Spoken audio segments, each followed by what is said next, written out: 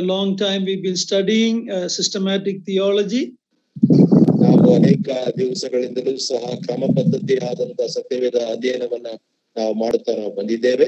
We have looked through the topic of bibliology, study about the Bible. ನಾವು ಸತ್ಯವೇದದ ಕುರಿತಾಗಿರ್ತಕ್ಕಂಥ ಅಧ್ಯಯನವನ್ನ ನಾವು ಮಾಡಿರ್ತಕ್ಕಂಥವರಾಗಿದ್ದೇವೆ. Then we looked at God theology proper, including triune God. ನಾವು ದೇವರ ಕುರಿತಾಗಿರ್ತಕ್ಕಂಥ ಅಧ್ಯಯನವನ್ನ ಮತ್ತು ಅದರಲ್ಲಿ ತ್ರೈೇಕ ದೇವರ ಕುರಿತಾಗಿರ್ತಕ್ಕಂಥ ಅಧ್ಯಯನವನ್ನು ಸಹ ನಾವು ಮಾಡಿರ್ತಕ್ಕಂಥವರಾಗಿದ್ದೇವೆ. Last many weeks we studied about Christology, the study about the Lord Jesus Christ. ಅನೇಕ ತಿಂಗಳುಗಳಿಂದಲೂ ಸಹ ಕ್ರಿಸ್ತನ ಶಾಸ್ತ್ರದ ಕುರಿತಾಗಿರ್ತಕ್ಕಂಥ ಸಂಗತಿಯನ್ನು ಸಹ ನಾವು ಅಧ್ಯಯನ ಮಾಡ್ತಾ ಬಂದಂತವರಾಗಿದ್ದೇವೆ. Today we are going to study about pneumatology, that is the study of the Holy Spirit. ಈ ದಿವಸ ನ್ಯೂಮಟಾಲಜಿ ಎಂಬುದಾಗಿರ್ತಕ್ಕಂಥ ಪರಿಶುದ್ಧಾತ್ಮನ ಕುರಿತಾಗಿರ್ತಕ್ಕಂಥ ಆ ಒಂದು ಅಧ್ಯಯನವನ್ನ ನಾವು ಮಾಡ್ಲಿಕ್ಕೆ ನಾವಿದ್ದೇವೆ. A very important topic, but very confusing to many people.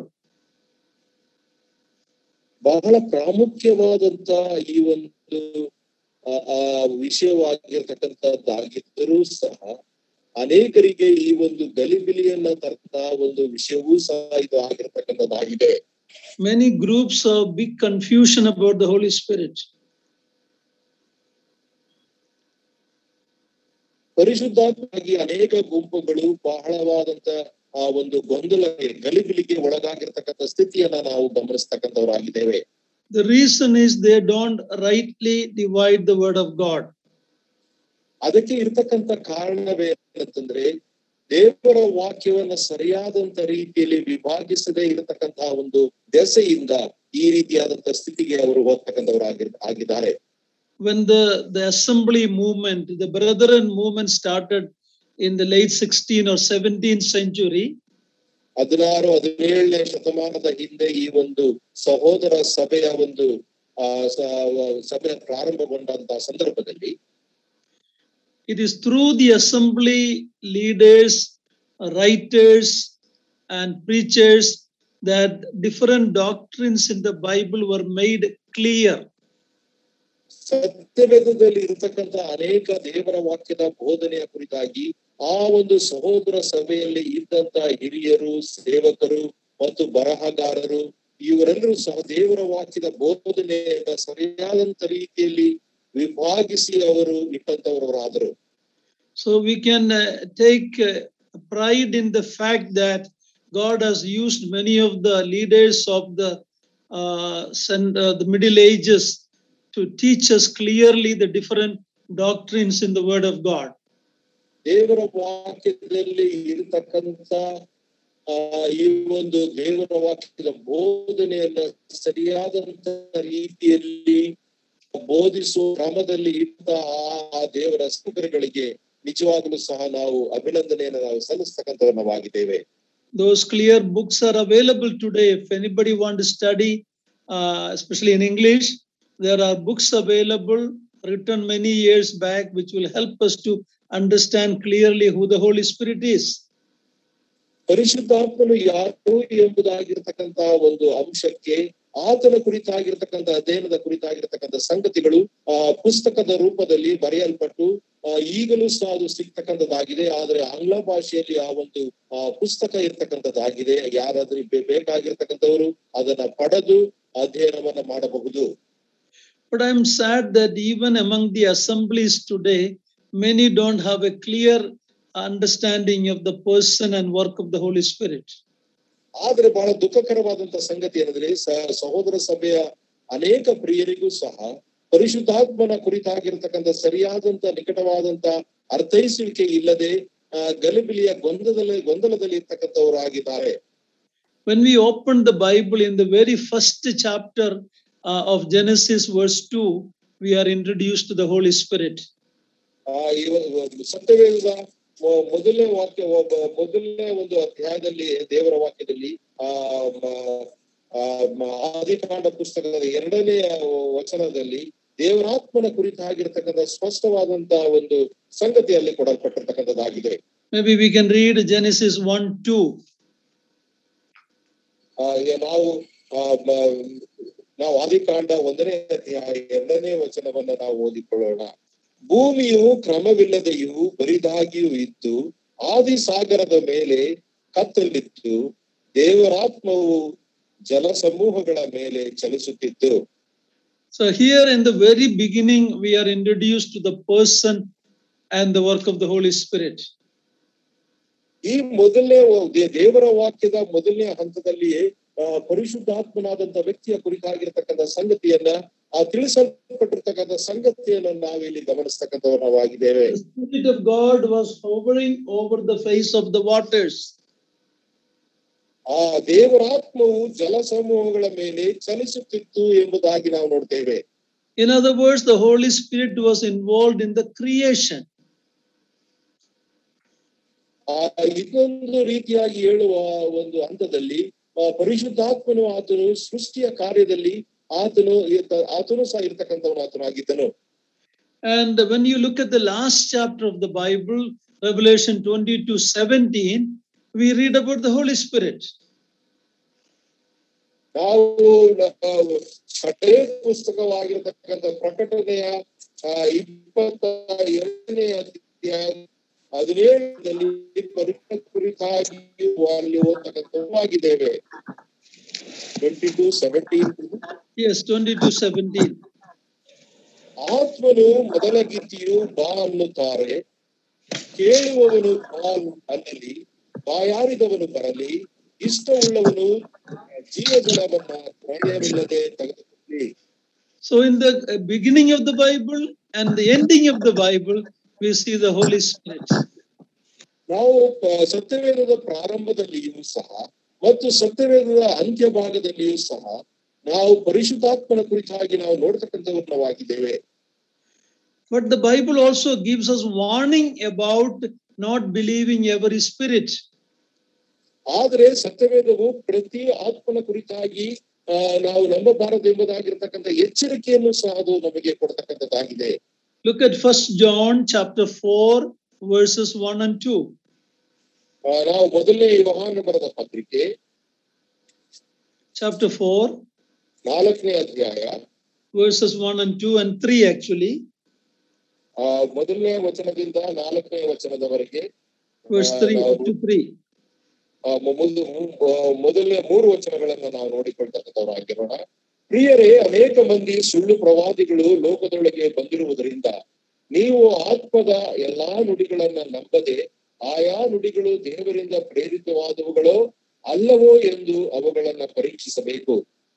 ಪ್ರೇರಿಸುವಂತವನು ದೇವರಾತ್ಮನೇ ಎಂದು ತಿಳುಕೊಳ್ಳುವುದಕ್ಕೆ ಲಕ್ಷಣವೇನೆಂದರೆ, ಮನುಷ್ಯನಾಗಿ ಬಂದ ಯೇಸು ಕ್ರಿಸ್ತನನ್ನ ಒಪ್ಪಿಕೊಳ್ಳುವ ಆತ್ಮವು ದೇವರಿಂದ ಪ್ರೇರಿತವಾದದ್ದು, ಯೇಸುವನ್ನ ಒಪ್ಪದೇ ಇರುವ ಆತ್ಮವು ದೇವರಿಂದ ಪ್ರೇರಿತವಾದದ್ದಲ್ಲ. ಅದು ಕ್ರಿಸ್ತ ವಿರೋಧಿಯ ಆತ್ಮವಾಗಿದೆ. ಅದು ಬರುವುದೆಂಬುದನ್ನು ನೀವು ಕೇಳಿದ್ದೀರಲ್ಲ, ಈಗಲೂ ಲೋಕದಲ್ಲಿ ಅದೇ. So here we are given warning not to believe every spirit. ಇಲ್ಲಿ ನಮಗೆ ಎಚ್ಚರಿಕೆ ಕೊಡಲ್ಪಟ್ಟಿರ್ತಕ್ಕಂಥ ಸಂಗತಿ ಏನಂದ್ರೆ, ಪ್ರತಿ ಆತ್ಮನನ್ನ ನಾವು ನಂಬಬಾರದು ಎಂಬುದಾಗಿರ್ತಕ್ಕಂಥದ್ದನ್ನ ತಿಳಿಸ್ತಕ್ಕಂಥದ್ದಾಗಿದೆ. Everyone who claims that the Holy Spirit spoke to them, Holy Spirit, that may not be the Holy Spirit. ಕೆಲವರು ನನಗೆ ಪರಿಶುದ್ಧಾತ್ಮನು ಮಾತನಾಡಿದನು ಎಂಬುದಾಗಿ ಹೇಳ್ತಕ್ಕಂಥ ಸಂದರ್ಭದಲ್ಲಿ ಅದು ನಿಜವಾದಂತ ಪರಿಶುದ್ಧಾತ್ಮನು ಆಗಿರ್ಲಿಕ್ಕೆ ಸಾಧ್ಯವಿಲ್ಲ. Look at another warning that Apostle Paul is giving in 2 Corinthians chapter 11 verse 4. ಅದು ಇನ್ನೊಂದು ಎಚ್ಚರಿಕೆ ಮಾತನ್ನ ಪೌಲನು 2ನೇ ಕೊರಿಂಥದವರಿಗೆ ಬರೆದ ಪತ್ರಿಕೆ chapter 11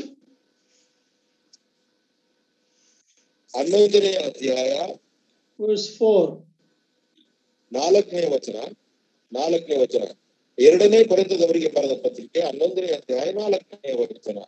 ಯಾಕಂದ್ರೆ ನಾವು ಪಡಿಸದಿದ್ದ ಮತ್ತೊಬ್ಬ ಯೇಸುವನ್ನು ನಿಮ್ಮ ಬಳಿಗೆ ಬರುವವರು ಪ್ರಕಟಿಸುವಾಗಲೂ ನೀವು ಹೊಂದದೇ ಇದ್ದ ಬೇರೆ ವಿಧವಾದ ಪ್ರೇರಣೆಯನ್ನ ಹೊಂದುವಾಗಲೂ ಅವಲಂಬಿಸದೇ ಇದ್ದ ಬೇರೊಂದು ಸುವಾರ್ತೆಯನ್ನ ಕೇಳುವಾಗಲೂ ನೀವು ಸಹಿಸಿಕೊಳ್ಳುತ್ತಿರುವುದು ಬಹು ಆಶ್ಚರ್ಯ.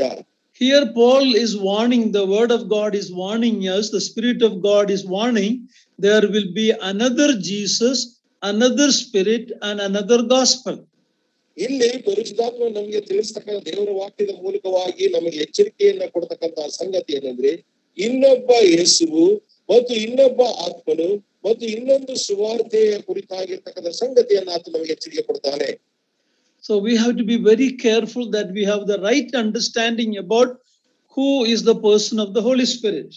ಅದಕ್ಕೋಸ್ಕರವಾಗಿ ನಾವು ಈ ಒಂದು ಪರಿಶುದ್ಧಾತ್ಮನಾಗಿರ್ತಕ್ಕಂಥ ವ್ಯಕ್ತಿಯ ಕುರಿತಾಗಿ ಅರ್ಥ ಮಾಡಿಕೊಳ್ಳುವುದರಲ್ಲಿ ನಾವು ಬಹಳ ಎಚ್ಚರಿಕೆಯನ್ನು ನಾವು ವಹಿಸ್ತಕ್ಕಂಥವರು ಆಗಿರಬೇಕು. If you look at the ages, the yugagalu, if you look at the ages from the beginning Old Testament to now and in the future, ನಾವು ಈ ಒಂದು ಯುಗಗಳ ಕುರಿತಾಗಿ ನಾವು ನೋಡತಕ್ಕಂಥ ಸಂದರ್ಭದಲ್ಲಿ ಹಳವಡಂಬಡಿಕೆಯಿಂದ ಈಗ ಇರತಕ್ಕಂಥ ಕಾಲದವರೆಗೂ ನಾವು ನೋಡುವಾಗ and the future, ನಂತರವಾಗಿ ಮುಂದಕ್ಕೆ ಇರತಕ್ಕಂಥ ಸಂಗತಿಯನ್ನು ನಾವು ನೋಡ್ತಕ್ಕಂಥ ಸಂದರ್ಭದಲ್ಲಿ, maybe we can say that the Old Testament time, it was God the Father, Jehovah God, who was more prominent. ಆ ಹಳೆ ಒಡಂಬಡಿಕೆಯಲ್ಲಿ ಮುಖ್ಯವಾಗಿ ಯೆಹೋವ ದೇವರು ಆತನು ಬಹಳ ಪ್ರಾಧಾನ್ಯತೆ ಹೊಂದಿರತಕ್ಕಂತ ಒಂದು ಸಂಗತಿಯಾಗಿ ಆತನು ಹಳೆ ಒಡಂಬಡಿಕೆಯಲ್ಲಿ ಇರತಕ್ಕಂತವನಾಗಿದ್ದಾನೆ. He spoke through the prophets. ಆತನು ಪ್ರವಾದಿಗಳ ಮೂಲಕವಾಗಿ ಆತನು ಮಾತನಾಡಿದನು. He gave a promise that the Messiah, the Son of God, is going to come.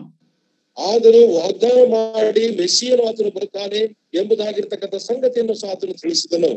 And in the time of the Gospels, in other words, when Jesus Christ was physically on this earth, ಕರ್ತನಾದಂತ ಯೇಸು ಕ್ರಿಸ್ತನು ಆತನು ಶಾರೀರಿಕವಾಗಿ ಆತನು ಈ ಲೋಕದಲ್ಲಿ ಇದ್ದಂತ ಸಂದರ್ಭದಲ್ಲಿ, we can say that that was the age of the Son of God. ಆ ಒಂದು ಯುಗವನ್ನ ಅದು ದೇವರ ಮಗನು ಎಂದು ದೇವರ ಕುಮಾರನ ಒಂದು ಯುಗ ಎಂಬುದಾಗಿ ನಾವು ಕರೆಯಬಹುದು. And today we can say it is the day of the Holy Spirit's work. ಆದ್ರೆ ಈ ದಿವಸದ ಪ್ರಸ್ತುತ ದಿವಸದಲ್ಲಿ ಅದು ಪರಿಶುದ್ಧಾತ್ಮನ ಕಾರ್ಯದ ದಿವಸ ಅಥವಾ ಯುಗ ಎಂಬುದಾಗಿ ನಾವು ಕರೆಯಬಹುದು. After the Gospels, we have the book called the Book of the Acts. ನಾವು ಸುವಾರ್ತೆಗಳ ಪುಸ್ತಕದ ನಂತರವಾಗಿ ಅಪೊಸ್ತಲ ಕೃತ್ಯಗಳು ಎಂಬುದಾಗಿರ್ತಕ್ಕಂಥ ಪುಸ್ತಕ ಉಂಟು.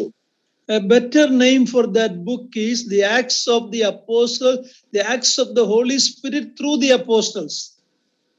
ಆದ್ರೆ ಸರಿಯಾದಂತ ಒಂದು ಹೆಸರು ಅದಕ್ಕೆ ಇರತಕ್ಕಂಥ ಸಂಗತಿ ಅಂದ್ರೆ ಅಪೊಸ್ತಲ ಕೃತ್ಯಗಳ ಬದಲಾಗಿ ಆ ಒಂದು ಪರಿಶುದ್ಧಾತ್ಮನ ಒಂದು ಕಾರ್ಯ ಸಭೆಗಳ ಮೂಲಕವಾಗಿ ಎಂಬುದಾಗಿ ನಾವು ಕರೆಯಬಹುದು.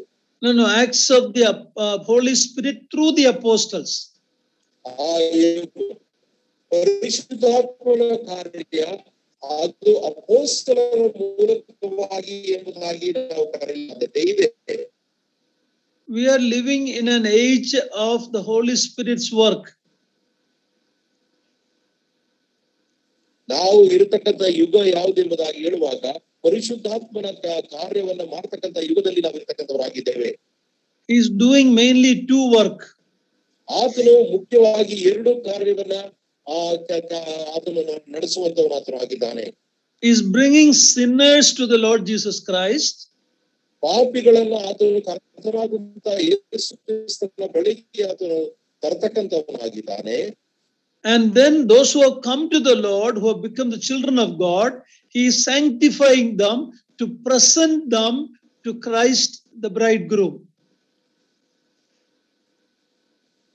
ಆತನು ಬಂದಂತ ಅವರನ್ನ ದೇವರ ಮಕ್ಕಳನ್ನಾಗಿ ಮಾಡಿ ಆತನ ಅವರನ್ನ ಶುದ್ಧೀಕರಿಸಿ ಆತನು ಕರ್ತನಾದಂತ ಯೇಸು ಕ್ರಿಸ್ತನ ಆ ಸನ್ನಿಧಿಗೆ ಆತನ ಸಾರೂಪ್ಯಕ್ಕೆ ಅದನ್ನು ನಡೆಸುವಂತವನಾಗಿದ್ದಾನೆ. In other words, the Holy Spirit is preparing the bride, Madalingati, for the bridegroom. ಇನ್ನೊಂದು ರೀತಿಯಲ್ಲಿ ಹೇಳುವಂತ ಸಂದರ್ಭದಲ್ಲಿ ಮೊದಲಿಂಗರಿಗೋಸ್ಕರವಾಗಿ ಮೊದಲಗಿತ್ತಿಯನ್ನ ತಯಾರು ಮಾಡತಕ್ಕಂತ ಸಂಗತಿಯಲ್ಲಿ ಆತನು ಕಾರ್ಯವನ್ನು ನಿರ್ವಹಿಸುವಂತವನಾಗಿದ್ದಾನೆ. And in the future, at the second coming of the Lord Jesus Christ and his 1000-year millennium, 1000 ವರ್ಷದ ಕರ್ತನಾದಂತ ಯೇಸು ಕ್ರಿಸ್ತನ ಆಳ್ವಿಕೆಯ ಸಂದರ್ಭದಲ್ಲಿ, in his second coming, ಆತನ ಎರಡನೇ ಬರೋಣದಲ್ಲಿ, again it will be the age of the Lord Jesus Christ ruling this earth. ಯಾವಾಗಲೂ ಸಹ ಕರ್ತನಾದಂತಹ ಯೇಸು ಕ್ರಿಸ್ತನ ಯುಗವಾಗಿದ್ದುಕೊಂಡು ಈ ಒಂದು ಭೂಲೋಕವನ್ನ ಆತನು ಆಳುವಂತಹ ಒಂದು ಕಾಲ ಬರ್ತದೆ. And then after the great white throne judgment, ಅದಾದ ನಂತರವಾಗಿ ಬಿಳಿ ಸಿಂಹಾಸನದ ಒಂದು ನ್ಯಾಯ ತೀರ್ವಿಕೆ ಸಂದರ್ಭದಲ್ಲಿ we read in 1 Corinthians 15, the Son will give everything back to the Father. ನಾವು ಮೊದಲನೇ ಕೊರಿಂಥದವರಿಗೆ ಬರೆದ ಪತ್ರಿಕೆ 15ನೇ ಅಧ್ಯಾಯದಲ್ಲಿ ಮಕ್ಕನಾದಂತಹ ದೇವರು ಎಲ್ಲವನ್ನೂ ಸಹ ತಂದೆಗೆ ಆತನು ರವಾನಿಸುವಂತವನು ಆತನು ಕೊಡ್ತಕ್ಕಂಥವನಾಗಿದ್ದಾನೆ ಎಂಬುದಾಗಿರ್ತಕ್ಕಂಥ ಸಂಗತಿಯಲ್ಲಿ ನೋಡ್ತೇವೆ. Then in eternity to come, God will be, or the triune God will be all in all. ಇಲ್ಲಿ ಆತನು ತ್ರಯೇಕ ದೇವರು, ಆತನು ಎಲ್ಲದರಲ್ಲಿಯೂ ಆತನು ಅವರು ಇರತಕ್ಕಂಥವರಾಗಿರುವಂತವರಾಗಿದ್ದಾರೆ. So we can see the different ages like that. ಈ ರೀತಿಯಾದಂತಹ ಈ ಒಂದು ಯುಗಗಳ ವ್ಯತ್ಯಾಸವನ್ನ ನಾವು ನೋಡ್ತಕ್ಕಂಥವರಾಗಿದ್ದೇವೆ. That doesn't mean that the Holy Spirit was not working in the Old Testament, or the Lord Jesus Christ was not working in the Old Testament. That is not what it means. ಈ ರೀತಿ ನಾವು ಹೇಳ್ತಕ್ಕಂಥ ಸಂದರ್ಭದಲ್ಲಿ ಹಳೆ ಒಡಂಬಡಿಕೆಯಲ್ಲಿ ಪರಿಶುದ್ಧಾತ್ಮನು ಆತನು ಕಾರ್ಯ ಮಾಡುತ್ತಾ ಇರಲಿಲ್ಲ ಎಂಬುದಾಗಿರ್ತಕ್ಕಂಥ ಅರ್ಥವಲ್ಲ. ಕರ್ತನಾದಂತಹ ಯೇಸು ಕ್ರಿಸ್ತ ಪರಿಶುದ್ಧಾತ್ಮನ ಮೂಲಕವಾಗಿ ಕಾರ್ಯ ನಿರ್ವಹಿಸ್ತಾ ಇರಲಿಲ್ಲ ಎಂಬುದಾಗಿರ್ತಕ್ಕಂಥ ಸಂಗತಿ ಅಲ್ಲ. But there were different time when God the Father, God the Son, and the God Holy Spirit was doing their main work. ಆದರೆ ಬೇರೆ ಬೇರೆ ಸಂದರ್ಭಗಳಲ್ಲಿ ಆದಂತಹ ದೇವರು, ಪರಿಶುದ್ಧನಾದ ದೇವರಾತ್ಮನಾದಂತ ದೇವರು ಅವರವರ ಕಾರ್ಯಗಳನ್ನ ಅವರು ನಿರ್ವಹಿಸ್ತಾ ಇರ್ತಕ್ಕಂಥವರಾಗಿದ್ರು. In John's Gospel chapter 3 verse 8 we read that we are born again by the water and by the Spirit. ನಾವು ಯೋಹಾನ ಬರೆದ ಸುವಾರ್ತೆ 3ನೇ ಅಧ್ಯಾಯ 8ನೇ ವಚನದಲ್ಲಿ ನಾವು 8ನೇ ವಚನದಲ್ಲಿ ನಾವು ನೋಡ್ತಕ್ಕಂಥ ಆತ್ಮನಿಂದಲೂ ಮತ್ತು ನೀರಿನಿಂದ ಎಂಬುದಾಗಿರ್ತಕ್ಕಂಥ ಸಂಗತಿಯನ್ನು ನಾವು ನೋಡ್ತೇವೆ. I think we can see that early, and the Spirit is compared to the wind. ಅಲ್ಲಿ ಆತ್ಮನು ಆತನ ಗಾಳಿಗೆ ಹೋಲಿಸಲ್ಪಟ್ಟಿರ್ತಕ್ಕಂಥ ಸಂಗತಿಯನ್ನೆಲ್ಲ ನಾವು ನೋಡ್ತಕ್ಕಂಥವರಾಗಿದ್ದೇವೆ. And verse chapter 3 verse let me see, verse 5 says we are born of water and of the Spirit. 5ನೇ ವಚನದಲ್ಲಿ ನಾನು ನಿಮಗೆ ನಿಜವಾಗಿ ಹೇಳುತ್ತೇನೆ, ಒಬ್ಬನು ನೀರಿನಿಂದಲೂ ಆತ್ಮನಿಂದಲೂ ಹುಟ್ಟದಿದ್ದರೆ ದೇವರ ರಾಜ್ಯಕ್ಕೆ ಸೇರಲಾರನು. So we are saved by the work of the Word of God and the Spirit of God. ನಾವು ದೇವರ ವಾಕ್ಯದ ಕೆಲಸದ ಮೂಲಕವಾಗಿ ಮತ್ತು ಪರಿಶುದ್ಧಾತ್ಮನ ಕಾರ್ಯದ ಮೂಲಕವಾಗಿ ನಾವು ರಕ್ಷಿಸಲ್ಪಟ್ಟಿರ್ತಕ್ಕಂಥವರಾಗಿದ್ದೇವೆ. And when you come to John's Gospel chapter 7 verse 37 to 39, ಯೋಹಾನ ಬರೆದ ಸುವಾರ್ತೆ 7ನೇ ಅಧ್ಯಾಯ 37 to 39, 37ರಿಂದ 39ನೇ ವಚನಕ್ಕೆ ನಾವು ಬರ್ತಕ್ಕಂಥ ಸಂದರ್ಭದಲ್ಲಿ, so in John 3:5 we saw that we are born again by the gospel, the word of God and the Spirit of God. ನಾವು ಯೋಹಾನ ಸುವಾರ್ತೆ 3ನೇ ಅಧ್ಯಾಯದಲ್ಲಿ ನೋಡುವಾಗ ನಾವು ದೇವರ ವಾಕ್ಯದಿಂದಲೂ ದೇವರ ನೀರಿನಿಂದಲೂ ಆತ್ಮನಿಂದಲೂ ದೀಕ್ಷಾಸ್ನಾನ ಮಾಡಿಸಿಕೊಂಡಿದ್ದೇವೆ ಎಂಬುದಾಗಿ ನೋಡುತ್ತೇವೆ. ದೀಕ್ಷಾಸ್ನಾನ ಅಲ್ಲ, ನೀರಿನಿಂದಲೂ ಆತ್ಮದಿಂದಲೂ ರಕ್ಷಿಸಲ್ಪಟ್ಟಿದೆ, ಹೊಸದಾಗಿ ಹುಟ್ಟಿದೆ. ನೀರಿನಿಂದಲೂ ಆತ್ಮನಿಂದಲೂ ಹುಟ್ಟಿದ್ದೇವೆ ಎಂಬುದಾಗಿ ನೋಡುತ್ತೇವೆ. When you come to John chapter 7 37 to 39, ನಾವು ಯೋಹಾನ ಸುವಾರ್ತೆ 7ನೇ ಅಧ್ಯಾಯ 37ರಿಂದ 39ನೇ ವಚನಕ್ಕೆ ಬರುವಾಗ, please read brother. ಆ ಜಾತ್ರೆಯ ಮಹಾ ದಿವಸವಾದ ಕಡೇ ದಿನದಲ್ಲಿ ಯೇಸು ನಿಂತುಕೊಂಡು, ಯಾವನಿಗಾದರೂ ನೀರಡಿಕೆಯಾಗಿದ್ದರೆ ಅವನು ನನ್ನ ಬಳಿಗೆ ಬಂದು ಕುಡಿಯಲಿ. ನನ್ನನ್ನು ನಂಬಿದವನ ಹೊಟ್ಟೆಯೊಳಗಿಂದ ಶಾಸ್ತ್ರದಲ್ಲಿ ಹೇಳಿರುವ ಪ್ರಕಾರ ಜೀವಕರವಾದ ನೀರಿನ ಹೊಳೆಗಳು ಹರಿಯುವವು ಎಂದು ಕೂಗಿ ಹೇಳಿದನು. ಇದನ್ನು ಯೇಸು ತನ್ನನ್ನು ನಂಬಿದವರು ಹೊಂದಲಿರುವ ಪವಿತ್ರಾತ್ಮ ವರವನ್ನು ಕುರಿತು ಹೇಳಿದನು. ಆತನು ಇನ್ನೂ ತನ್ನ ಮಹಿಮೆಯ ಪದವಿಯನ್ನು ಹೊಂದದೇ ಇದ್ದ ಕಾರಣ ಪವಿತ್ರಾತ್ಮ ವರವು ಇನ್ನೂ ಬಂದಿದ್ದಿಲ್ಲ. how clear it is. Everyone who believes in the Lord Jesus Christ will receive the Holy Spirit or has the Holy Spirit. ಇಲ್ಲಿ ಎಷ್ಟು ಸ್ಪಷ್ಟವಾಗಿದೆ ಅಂದರೆ ಯಾರ್ಯಾರು ಯೇಸು ಕ್ರಿಸ್ತನನ್ನು ನಂಬುತ್ತಾರೋ ಅವರೆಲ್ಲರೂ ಪವಿತ್ರಾತ್ಮನನ್ನು ಹೊಂದುತ್ತಾರೆ ಅಥವಾ ಅವರಲ್ಲಿ ಪವಿತ್ರಾತ್ಮನು ಇರುತ್ತಾನೆ. But today there is confusion. You have to wait for it. After you become a child of God, it is a second blessing. You have to wait and tarry and get the Holy Spirit. Very clear. God promised the Holy Spirit to everyone who believe in the Lord Jesus Christ. ಆದರೆ ಈ ದಿನಗಳಲ್ಲಿ ನೋಡುವಾಗ ಅನೇಕರು ಗಲಿಬಿಲಿಗಳಲ್ಲಿ ತೊಡಗಿದ್ದಾರೆ. ನೀನು ರಕ್ಷಣೆ ಹೊಂದಿದ ನಂತರ ಪವಿತ್ರಾತ್ಮನ ಹೊಂದಲಿಕ್ಕಾಗಿ ಕಾದುಕೊಂಡಿರಬೇಕು, ಇಷ್ಟು ದಿನಗಳ ಕಾಲ ಕಾಯಬೇಕು ಎಂಬುದಾಗಿ ಅವರು ಹೇಳುತ್ತಾರೆ. ಆದರೆ ದೇವರ ವಾಕ್ಯದಲ್ಲಿ ಸ್ಪಷ್ಟವಾಗಿದೆ, ನೀನು ಯೇಸು ಕ್ರಿಸ್ತನನ್ನು ನಂಬಿದ ತಕ್ಷಣವೇ ನಿನಗೆ ಪವಿತ್ರಾತ್ಮನು ಬರುತ್ತಾನೆ. It is promised by the Lord Jesus Christ. ಅದು ನಮ್ಮ ಕರ್ತನಾಂತ ಯೇಸು ಕ್ರಿಸ್ತನಿಂದ ವಾಗ್ದಾನ ಮಾಡಲ್ಪಟ್ಟಿದೆ. Okay, so we looked at from the Genesis chapter 1 to Revelation 22, at the very beginning, at the end, and many places in between, we see the blessed Holy Spirit. ನಾವು ಆದ್ದರಿಂದ ಆದಿಕಾಂಡ 1ನೇ ಅಧ್ಯಾಯ ಮತ್ತು ಪ್ರಕಟಣೆ 22ನೇ ಅಧ್ಯಾಯದಲ್ಲಿ ಮತ್ತು ಮಧ್ಯದ ಅನೇಕ ಅಧ್ಯಾಯಗಳಲ್ಲಿ ಪುಸ್ತಕಗಳಲ್ಲಿ ನಾವು ನೋಡಿಕೊಂಡೆವು ದೇವರ ಆತ್ಮನು ನಮಗೆ ಕೊಡಲ್ಪಡುತ್ತಾನೆ. ದೇವರ ಆತ್ಮನ ಕಾರ್ಯವು ಇದಾಗಿದೆ ಎಂಬುದಾಗಿ. We are also looked at and warned by the word of God. Don't believe every spirit say that it is the Holy Spirit. Every spirit in the world today is not Holy Spirit. Some spirit are from Antichrist. ಆದ್ದರಿಂದ ದೇವರ ವಾಕ್ಯವು ನಮಗೆ ಎಚ್ಚರಿಕೆ ಕೊಡುವಂತದ್ದಾಗಿದೆ. ಎಲ್ಲಾ ಆತ್ಮಗಳನ್ನು ನಾವು ನಂಬಬಾರದು. ಯಾಕಂದ್ರೆ ಎಲ್ಲಾ ಆ ಆತ್ಮಗಳು ಅದು ಪವಿತ್ರಾತ್ಮನಿಂದ ಉಂಟಾದಂತಹ ಆತ್ಮಗಳಾಗಿರುವುದಿಲ್ಲ. ಬದಲಾಗಿ ಅನೇಕ ಆತ್ಮಗಳನ್ನು ನಾವು ನೋಡುವಾಗ ಕ್ರಿಸ್ತ ವಿರೋಧಿಯ ಆತ್ಮನು ಕೂಡ ಲೋಕದಲ್ಲಿದ್ದಾನೆ. And Paul warned us that there will be another Jesus, another spirit, another gospel. ಪೌಲನು ನಮಗೆ ಇಲ್ಲಿ ಎಚ್ಚರಿಕೆಯನ್ನ ಕೊಟ್ಟಿದ್ದಾನೆ. ಬೇರೊಬ್ಬ ಯೇಸು, ಬೇರೊಂದು ಸುವಾರ್ತೆ ಮತ್ತು ಬೇರೊಂದು ಆತ್ಮನ ಕುರಿತಾಗಿ ಅವನು ಎಚ್ಚರಿಸುತ್ತಾನೆ. You can see a lot of infant Jesus today placed in many places. ನಾವು ಅನೇಕ ಸಮಯಗಳಲ್ಲಿ ಬಾಲ ಯೇಸುವಿನ ಕುರಿತಾದಂತ ದೇವಾಲಯಗಳನ್ನು ನಾವು ನೋಡಬಹುದು. And it is another Jesus. ಅದು ಇನ್ನೊಂದು ಯೇಸು. Or the prosperity gospel Jesus. That is another Jesus. ಅಥವಾ ಅಭಿವೃದ್ಧಿಯ ಸುವಾರ್ತೆಯನ್ನ ಹೊತ್ತು ತಂದಿರುವಂತ ಯೇಸು ಕ್ರಿಸ್ತನು, ಆತನು ಇನ್ನೊಬ್ಬ ಯೇಸು ಆಗಿದ್ದಾನೆ. That is another gospel. ಅದು ಇನ್ನೊಂದು ಸುವಾರ್ತೆ ಆಗಿದೆ. And there is other spirits that people are claiming that what they spoke, what they heard, what they have seen is the Holy Spirit. Absolutely not. ಆದ್ದರಿಂದ ಅನೇಕ ಜನರು ಹೇಳುವ ಪ್ರಕಾರ ತಾವು ಕೇಳಿದ್ದು, ತಾವು ನೋಡಿದ್ದು, ತಾವು ಅನುಭವಿಸಿದ್ದು ಅದು ಪವಿತ್ರಾತ್ಮನಲ್ಲ, ಬದಲಾಗಿ ಬೇರೆಯ ಆತ್ಮನಾಗಿದ್ದಾನೆ. One of the main thing I wanted to mention is the Holy Spirit's work today is to exalt the Lord Jesus Christ. The Holy Spirit will not speak about himself. His job is to bring sinners to Christ and make Christ glorified. That is the meaning. He's a servant. Holy Spirit is a servant bringing people to Christ.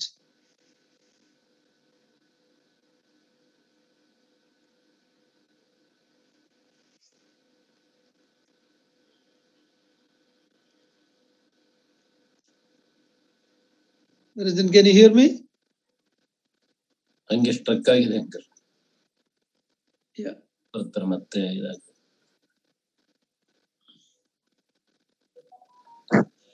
Yeah. Ranjan, can you hear me?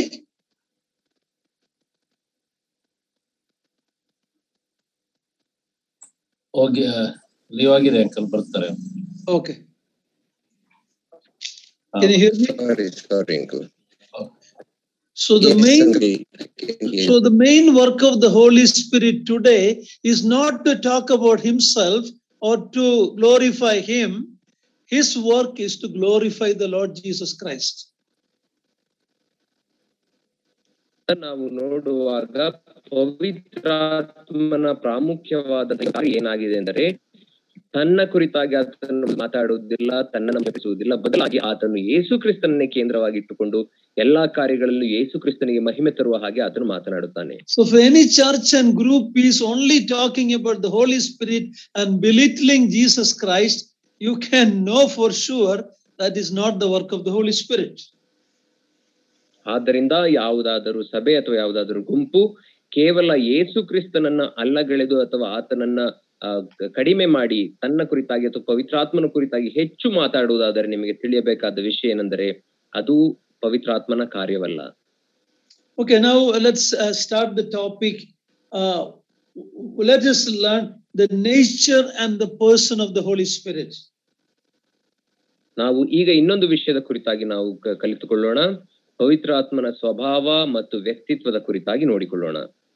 If somebody asks you who is the Holy Spirit, ನಿಮಗೆ ಯಾರಾದರೂ ಯಾರು ಪವಿತ್ರಾತ್ಮನ ಎಂಬುದಾಗಿ ಕೇಳುವಾಗ we should be able to say that the Holy Spirit is God.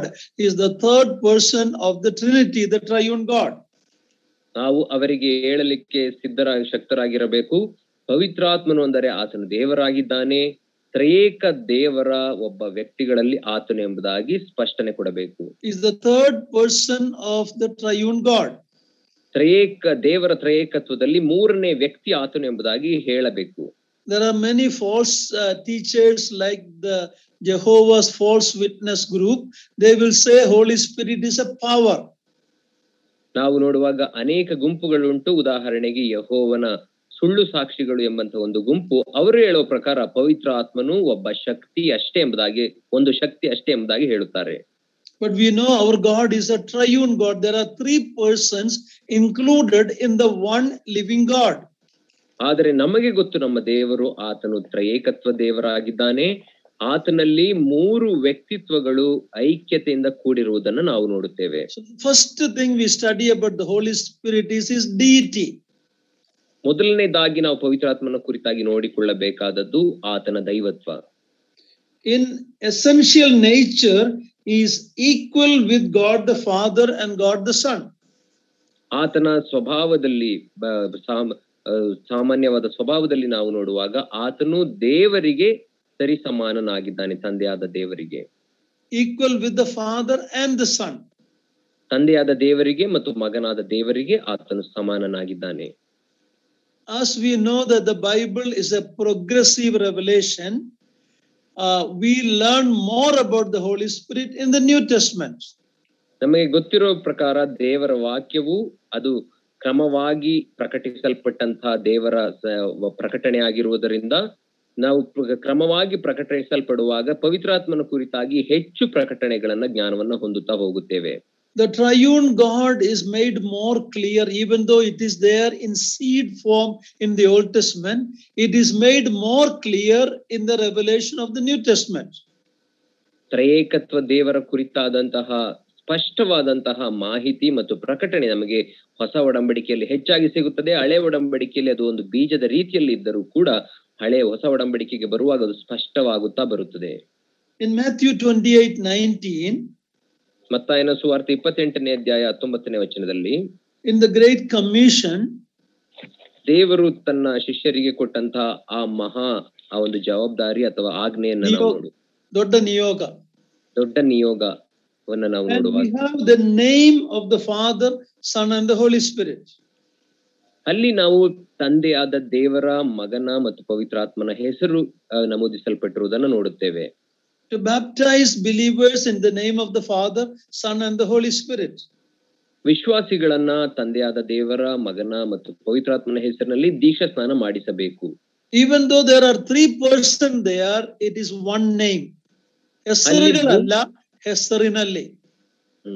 ಅಲ್ಲಿ ಮೂರು ವ್ಯಕ್ತಿತ್ವಗಳಿದ್ದರೂ ಕೂಡ ಅದು ಮೂರು ಹೆಸರುಗಳಿದ್ದರೂ ಕೂಡ ಅದು ಒಬ್ಬನೇ ವ್ಯಕ್ತಿಯಾಗಿದ್ದಾನೆ. So we know that the Holy Spirit is equal with the Father God and the Son God, God's the Son. ಆದ್ದರಿಂದ ನಮಗೆ ಇದರಿಂದ ಗೊತ್ತಾಗುವುದೇನೆಂದರೆ ಪವಿತ್ರಾತ್ಮನು ತಂದೆಯಾದ ದೇವರಿಗೂ ಮಗನಾದ ದೇವರಿಗೂ ಸರಿ ಸಮಾನನಾಗಿದ್ದಾನೆ.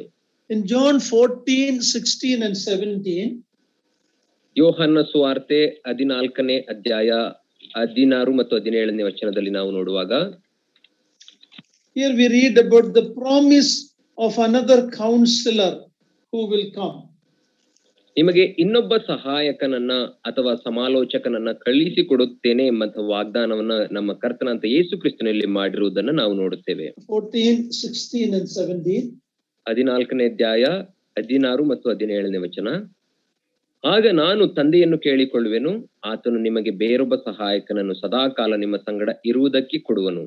ಆ ಸಹಾಯಕನು ಯಾರೆಂದರೆ ಸತ್ಯದ ಆತ್ಮನೇ. ಲೋಕವು ಆತನನ್ನು ನೋಡದೆಯೂ ತಿಳಿಯದೆಯೂ ಇರುವುದರಿಂದ ಆತನನ್ನು ಹೊಂದಲಾರದು. ನೀವು ಆತನನ್ನು ಬಲ್ಲಿರಿ, ಹೇಗೆಂದರೆ ನಿಮ್ಮ ಬಳಿಯಲ್ಲಿ ವಾಸ ಮಾಡುತ್ತಾನೆ ಮತ್ತು ನಿಮ್ಮೊಳಗೆ ಇರುವನು. There when the Lord said, I will send another helper, the meaning is another person like me. ಇಲ್ಲಿ ನಮ್ಮ ಕರ್ತನು ನಿಮಗೆ ಇನ್ನೊಬ್ಬ ಸಹಾಯಕನನ್ನು ಕೊಡುತ್ತೇನೆ ಎಂಬುದಾಗಿ ಹೇಳುವಾಗ ಅದರ ಅರ್ಥ ನನ್ನ ಹಾಗೆ ಇರುವ ಇನ್ನೊಬ್ಬ ವ್ಯಕ್ತಿಯನ್ನ ಕಳುಹಿಸುತ್ತೇನೆ. Another one of the same kind as the Lord Jesus Christ.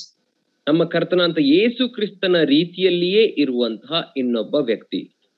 In 2 Corinthians 13 and 14, 2ನೇ ಕೊರಿಂಥದವರಿಗೆ ಬರೆದ ಪತ್ರಿಕೆ 13ನೇ ಅಧ್ಯಾಯ ಮತ್ತು 14ನೇ ಅಧ್ಯಾಯದಲ್ಲಿ ನಾವು we have the doxological statement here, verse here, 2 Corinthians 13, 14.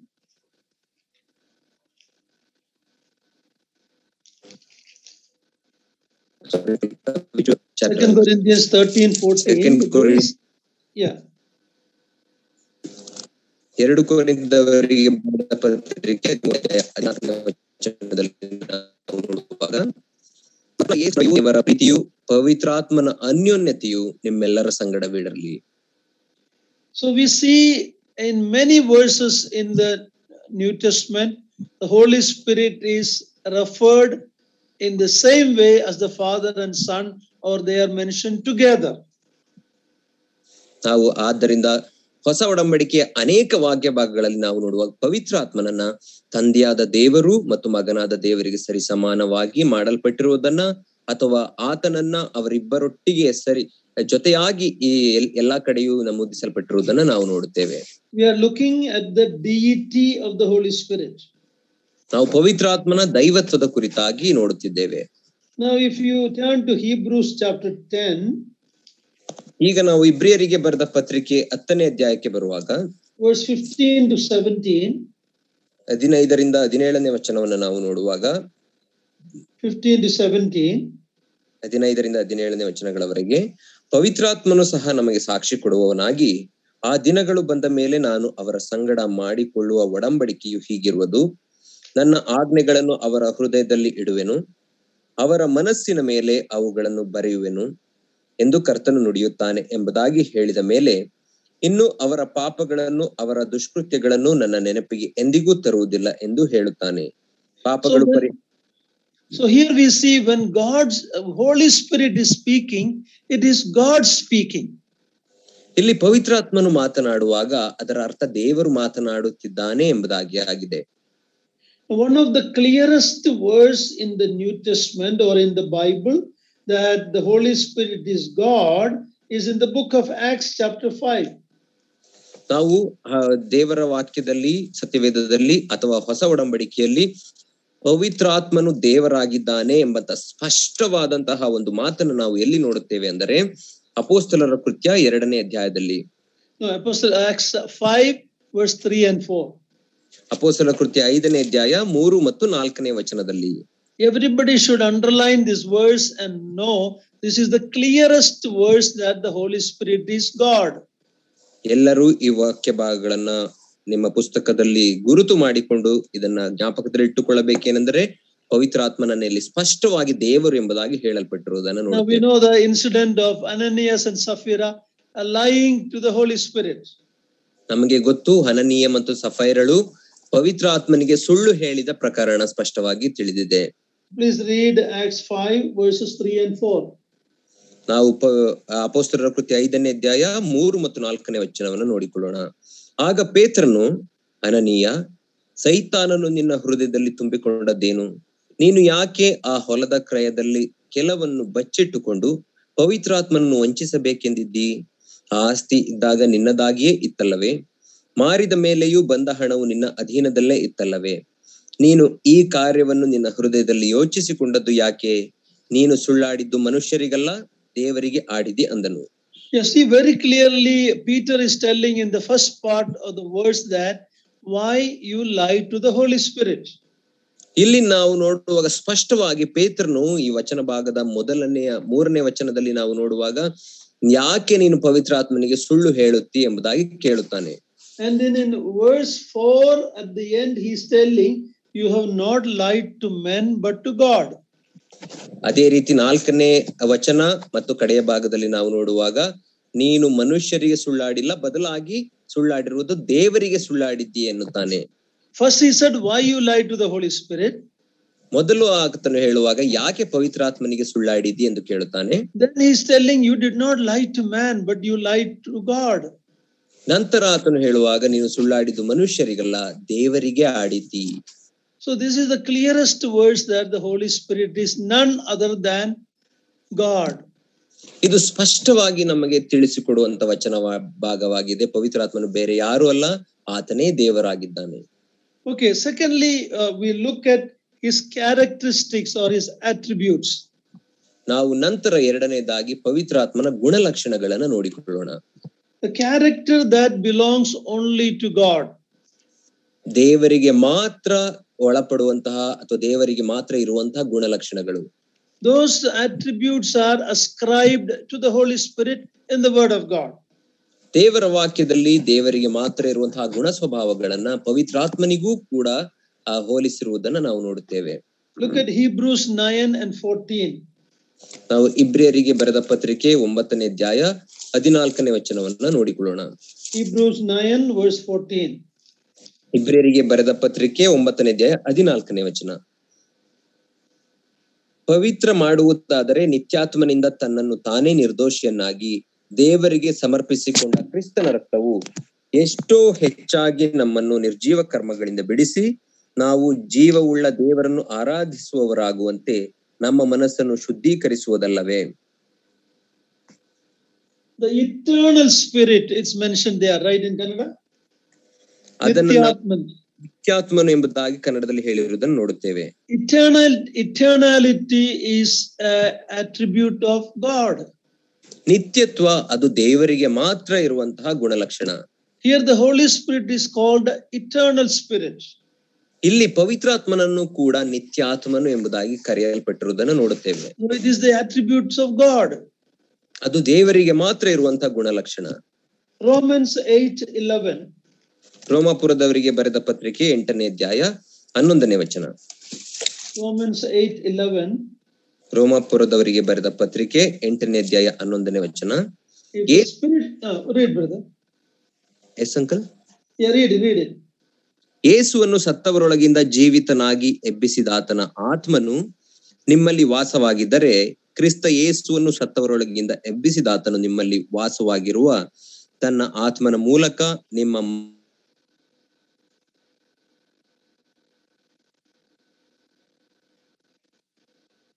Here we read about the power of the Holy Spirit which raised Jesus from the dead.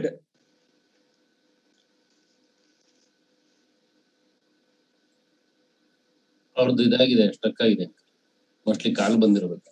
Yeah.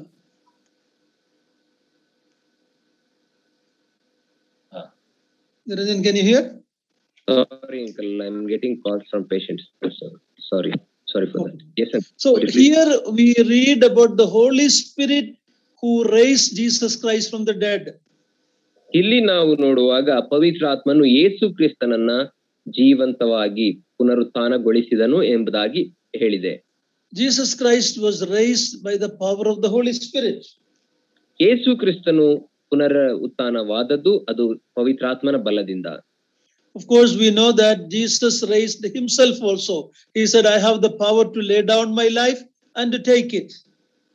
ನಮಗೆ ಗೊತ್ತು ಯೇಸು ಕ್ರಿಸ್ತನು ಕೂಡ ತಾನೇ ಜೀವಂತವಾದನು, ಯಾಕೆಂದ್ರೆ ಆತನೇ ಹೇಳಿದ ಪ್ರಕಾರ ನನ್ನ ಜೀವವನ್ನು ನಾನೇ ಕೊಡುತ್ತೇನೆ, ಅದನ್ನ ಮತ್ತೆ ಪಡೆದುಕೊಳ್ಳುತ್ತೇನೆ ಎಂಬುದಾಗಿ ಹೇಳಿದ್ದಾನೆ. At the same time, we read that God raised him from the dead, God the Father. ಅದೇ ಸಂದರ್ಭದಲ್ಲಿ ತಂದೆಯಾದ ದೇವರು ಆತನನ್ನ ಜೀವದಿಂದ ಎಬ್ಬಿಸಿದನು ಎಂಬುದಾಗಿ ನೋಡುತ್ತೇವೆ. So all the three persons of the Trinity was involved in the resurrection of Jesus Christ. ಇಲ್ಲಿ ಯೇಸು ಕ್ರಿಸ್ತನ ಪುನರುತ್ಥಾನದಲ್ಲಿ ತ್ರಯೇಕ ದೇವರ 3 ವ್ಯಕ್ತಿಗಳು ಅವರು ತಮ್ಮನ್ನು ತೊಡಗಿಸಿಕೊಂಡಿರುವುದನ್ನು ನೋಡುತ್ತೇವೆ. But to raise Jesus from the dead, that is omnipotence, that is Sarva Shakti ulla Devaru.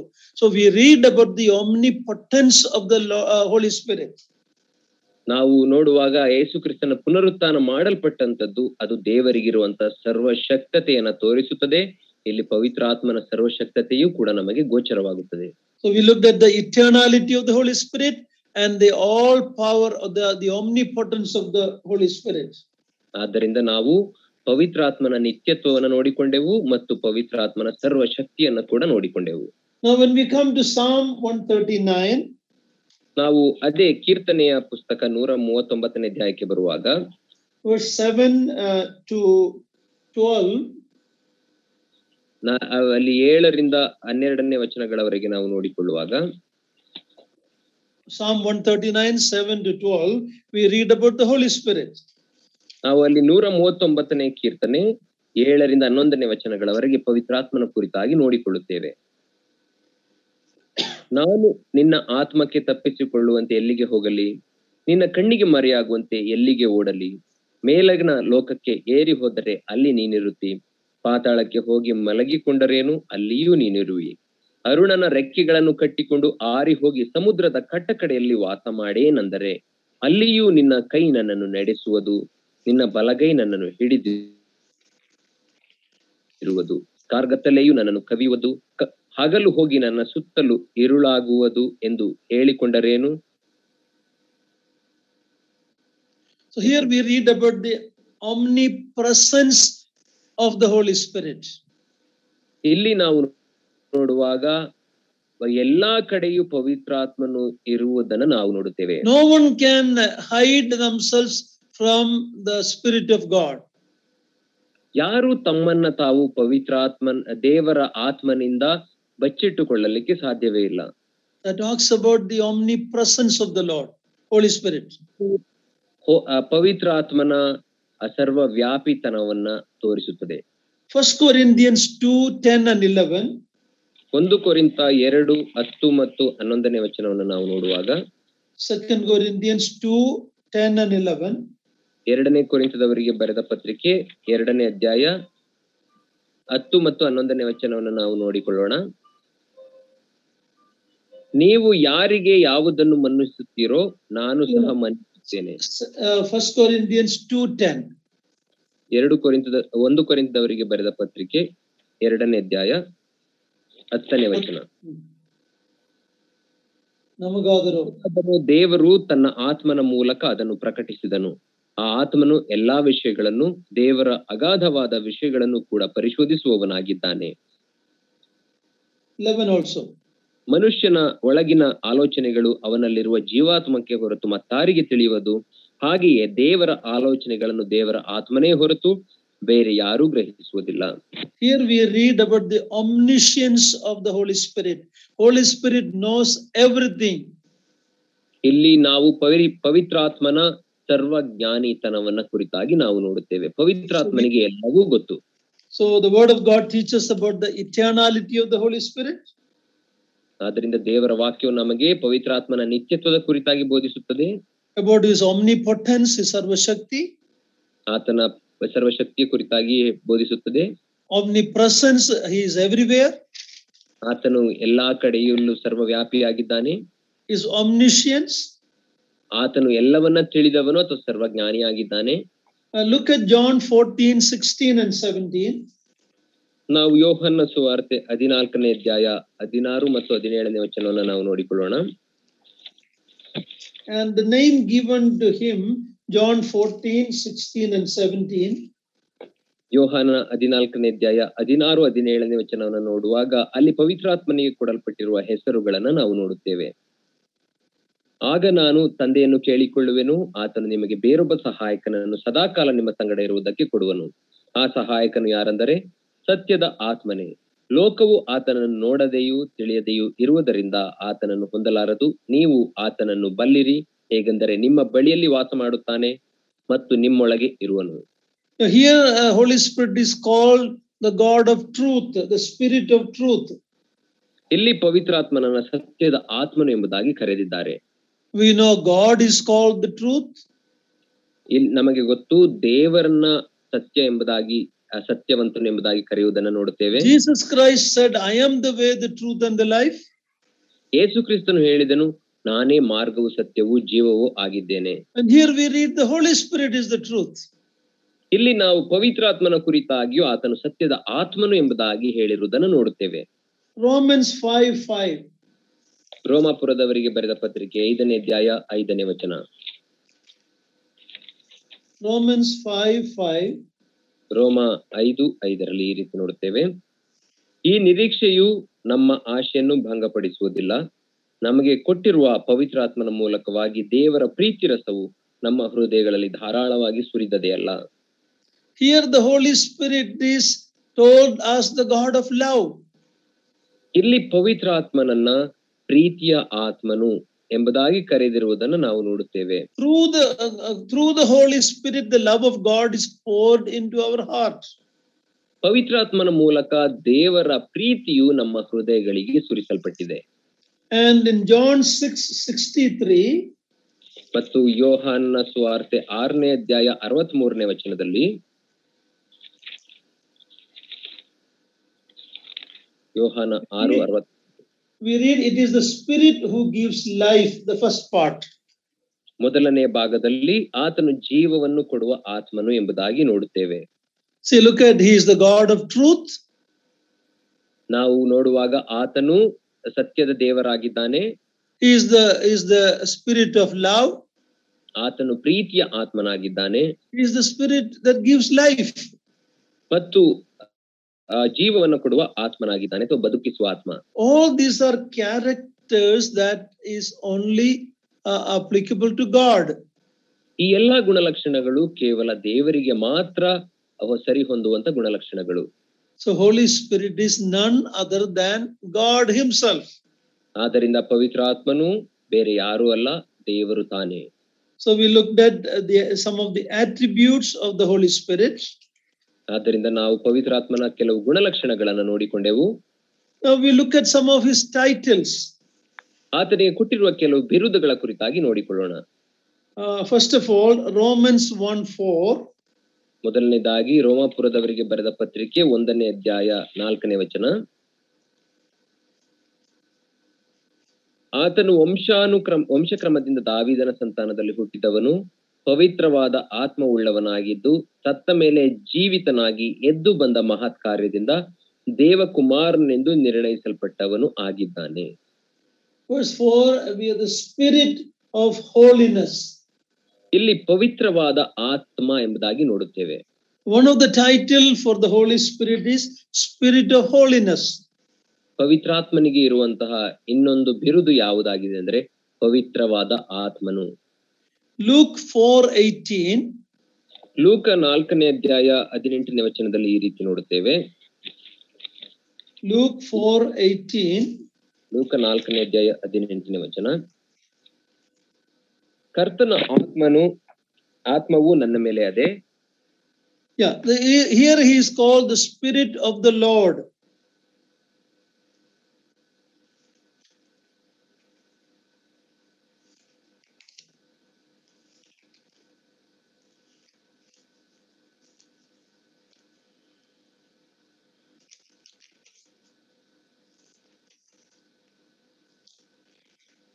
ಆತನು ನನ್ನನ್ನು ಬಡವರಿಗೆ ಶುಭ ವರ್ತಮಾನವನ್ನು ಮತ್ತು ಕುರುಡರಿಗೆ ಕಣ್ಣು. He is called the Spirit of the Lord, ಕರ್ತನ ಆತ್ಮ. ಇಲ್ಲಿ ಕರ್ತನ ಆತ್ಮವು ಇರುವುದು. Romans 8:9. ರೋಮಾಪುರದವರಿಗೆ ಬರೆದ ಪತ್ರಿಕೆ 8ನೇ ಅಧ್ಯಾಯ 9ನೇ ವಚನ.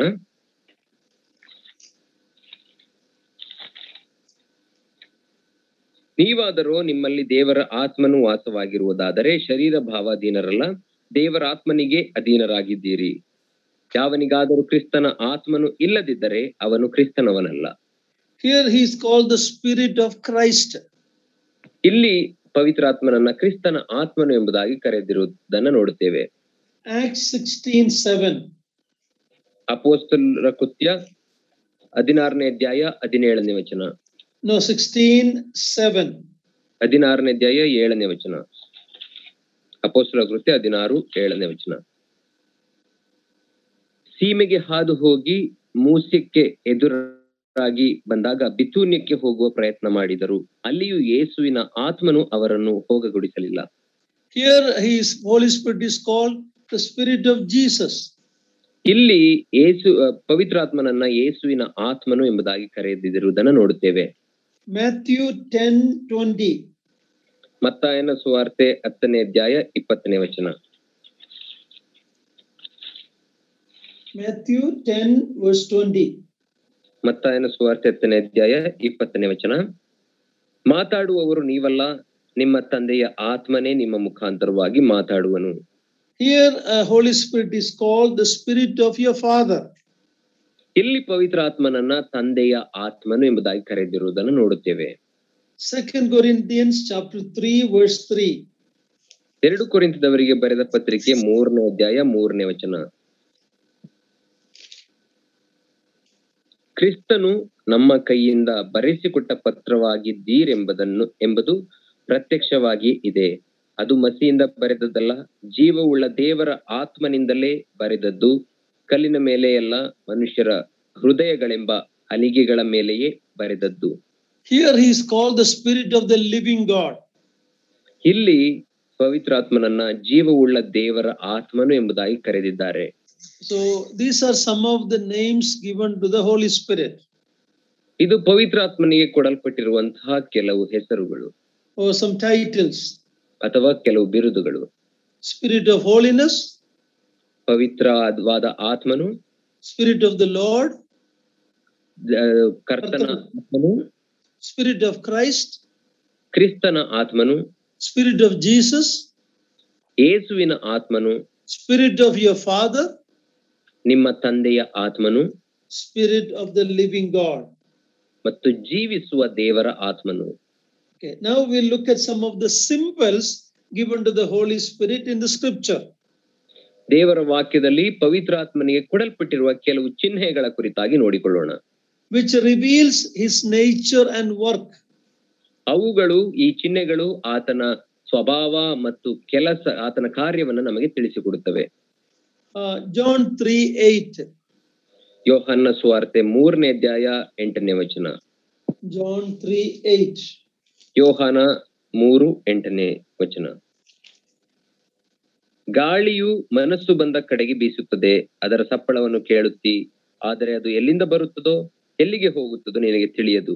ಆತ್ಮನಿಂದ ಹುಟ್ಟಿದವರೆಲ್ಲರೂ ಅದರಂತೆಯೇ ಅಂದನು. Here the Holy Spirit is symbolized with wind. ಇಲ್ಲಿ ಪವಿತ್ರಾತ್ಮನನ್ನ ಗಾಳಿಗೆ ಹೋಲಿಸಿರುವುದನ್ನು ನೋಡುತ್ತೇವೆ. Uncle, you are muted, uncle. You are muted, uncle. You are muted. Please repeat. Even though you cannot see the wind, you can sense the work of the wind. ನೀವು ಆ ಗಾಳಿಯನ್ನ ನೋಡದೆ ಹೋದರೂ ಗಾಳಿಯ ಕಾರ್ಯವನ್ನ ನೀವು ಅನುಭವಿಸಬಹುದಾಗಿದೆ. And that is why how the Holy Spirit is, even though you cannot see the Holy Spirit, you can sense the work of the Holy Spirit. ಅದೇ ಪವಿತ್ರಾತ್ಮನು ಅದೇ ರೀತಿಯಾಗಿದ್ದಾನೆ. ನೀವು ಪವಿತ್ರಾತ್ಮನನ್ನು ನೋಡದೆ ಹೋದರೂ ಆತನನ್ನ ಅನುಭವಿಸಬಹುದಾಗಿದೆ. The Lord was speaking to Nicodemus. ಇಲ್ಲಿ ಯೇಸು ಕ್ರಿಸ್ತನು ನಿಕೋದೇಮನೊಟ್ಟಿಗೆ ಮಾತನಾಡುತ್ತಿದ್ದಾನೆ. Nicodemus at first didn't understand how to be born again. He said, I'm an old man, how can I go back to my mother's womb and be born again? ನಿಕೋದೇಮನಿಗೆ ಹೊಸದಾಗಿ ಹುಟ್ಟುವುದು ಹೇಗೆ ಎಂದು ಅರ್ಥವಾಗಲಿಲ್ಲ. ಆದ್ದರಿಂದ ಆತನು ಹೇಳುತ್ತಾನೆ, ನಾನು ವಯಸ್ಸಾದವನು, ಮತ್ತೆ ತಾಯಿಯ ಗರ್ಭದಲ್ಲಿ ಹೋಗಿ ಹುಟ್ಟುವುದು ಹೇಗೆ ಎಂಬುದಾಗಿ ಕೇಳಿದನು. So the Lord compares the work of the Holy Spirit to the work like the work of the wind. ಆದ್ದರಿಂದ ನಮ್ಮ ಕರ್ತನಾದ ಯೇಸು ಕ್ರಿಸ್ತನು ಪವಿತ್ರಾತ್ಮನ ಕಾರ್ಯವನ್ನ ಒಂದು ಗಾಳಿಯ ಕಾರ್ಯಕ್ಕೆ ಹೋಲಿಸಿದ್ದಾನೆ. Secondly, first the Holy Spirit compared, symbolized to oil. ಪವಿತ್ರಾತ್ಮನನ್ನ ಎಣ್ಣೆ ಎಂಬಂತ ಚಿಹ್ನೆಗೆ ಹೋಲಿಸಿರುವುದನ್ನು ನೋಡುತ್ತೇವೆ. In the Old Testament, 1 Samuel 16:13. ಹಳೆಯ ಒಡಂಬಡಿಕೆಯಲ್ಲಿ 1 ಸಮುವೇಲನ ಗ್ರಂಥ 16ನೇ ಅಧ್ಯಾಯ 13ನೇ ವಚನದಲ್ಲಿ ನಾವು ನೋಡುವಾಗ, 1 Samuel 16:13. 1 ಸಮುವೇಲನ ಗ್ರಂಥ 13ನೇ ಅಧ್ಯಾಯ 16ನೇ ವಚನ. 16ನೇ ಅಧ್ಯಾಯ 13ನೇ ವಚನ. ಇವನೇ ಎಂದು ಆಜ್ಞಾಪಿಸಲು, ನಾನು ಆರಿಸಿಕೊಂಡವನು ಇವನೇ ಎಂದು ಆಜ್ಞಾಪಿಸಲು, ಸಮುವೇಲನು ಎಣ್ಣೆಯ ಕೊಂಬನ್ನು ತೆಗೆದುಕೊಂಡು ಅವನನ್ನು ಅವನ ಸಹೋದರರ ಮಧ್ಯದಲ್ಲೇ ಅಭಿಷೇಕಿಸಿದನು.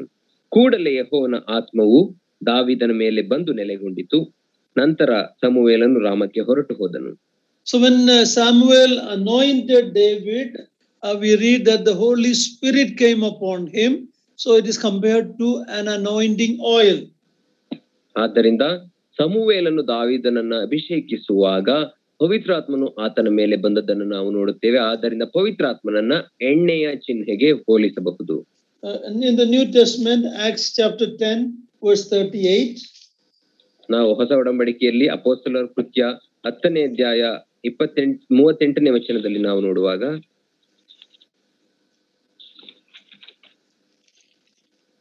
ಅಪೊಸ್ತಲರ ಕೃತ್ಯ 10ನೇ ಅಧ್ಯಾಯ 38ನೇ ವಚನ, ದೇವರು ನಜರೇತಿನ ಯೇಸುವನ್ನು ಪವಿತ್ರಾತ್ಮದಿಂದಲೂ ಬಲದಿಂದಲೂ ಅಭಿಷೇಕಿಸಿದನು. ದೇವರು ಆತನ ಸಂಗಡ ಇದ್ದದರಿಂದ ಆತನು ಉಪಕಾರಗಳನ್ನು ಮಾಡುತ್ತಾ ಸೈತಾನನಿಂದ ಬಾಧಿಸಲ್ಪಡುತ್ತಿರುವವರೆಲ್ಲರನ್ನು ಗುಣಪಡಿಸುತ್ತಾ ಸಂಚರಿಸಿದನು. ಇದೆಲ್ಲ is compared to Abhisheka Taila, the anointing oil. ಇಲ್ಲಿ ಪವಿತ್ರಾತ್ಮನನ್ನು ಅಭಿಷೇಕ ತೈಲಕ್ಕೆ ಹೋಲಿಸಿರುವುದನ್ನು ನೋಡುತ್ತೇವೆ. 1 John chapter 2, 1 ಯೋಹಾನನ ಪತ್ರಿಕೆ 2ನೇ ಅಧ್ಯಾಯ verse 20 and 27.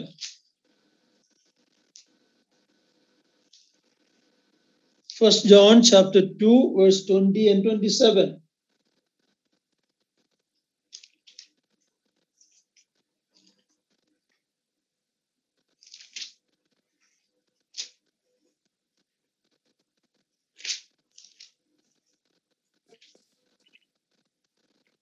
Sorry. 1 John chapter 2 verse 20 and 27. 20 ಮತ್ತು 27ನೇ ವಚನ. 1 ಯೋಹಾನ 2ನೇ ಅಧ್ಯಾಯ 20ನೇ ವಚನ ಮತ್ತು 27ನೇ ವಚನ. ನೀವು ಪವಿತ್ರಾತ್ಮನಾಗಿರುವ ಆತನಿಂದ ಅಭಿಷೇಕವನ್ನು ಹೊಂದಿದವರಾಗಿದ್ದು ಎಲ್ಲರೂ ತಿಳಿದವರಾಗಿದ್ದೀರಿ. 27ನೇ ವಚನ, ಆದರೆ ಆತನಿಂದ ನೀವು ಹೊಂದಿದ ಅಭಿಷೇಕವು ನಿಮ್ಮಲ್ಲಿ ನೆಲೆಗೊಂಡಿರುವುದರಿಂದ ಯಾವ